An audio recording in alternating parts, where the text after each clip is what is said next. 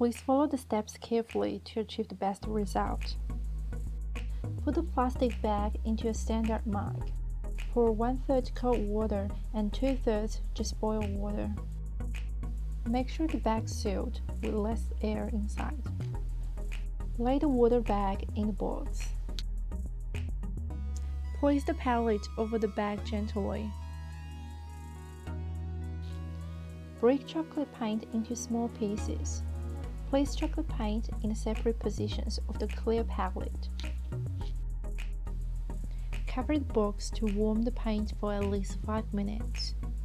Add some spray oil occasionally to get a smooth, slickish and less thick paint. In cold days, reheat the water bag in the box with microwave for less than 60 seconds each time. Cover the pallet box when it's not in use to keep it warm.